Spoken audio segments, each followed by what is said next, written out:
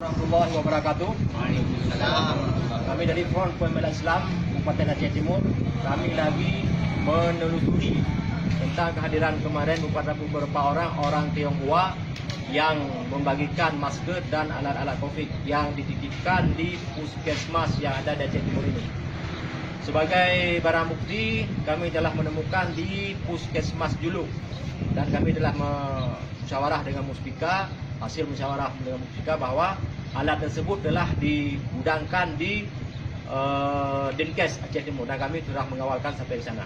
Dan kami sekarang lagi berada di Rumah Sakit Abdul Aziz Shah dan kami menghimbau kepada seluruh kepala-kepala puskesmas yang ada di Kabupaten Aceh Timur ini, kalau misalkan ada yang sudah menerima barang-barang tersebut berupa masker dan alat-alat COVID tersebut, segera kembalikan ke Dinkes Aceh Timur untuk digudangkan. Karena itu masih dalam proses. Karena kita tidak mau terjadi hal-hal yang kita inginkan, apalagi ini lagi puncak-puncaknya COVID Corona. Semoga dengan penelusuran kami hari ini mudah-mudahan membawa hasil yang maksimal. Amin ya rabbal alamin. Assalamualaikum warahmatullahi wabarakatuh. Waalaikumsalam. Takbir. Allahu Akbar.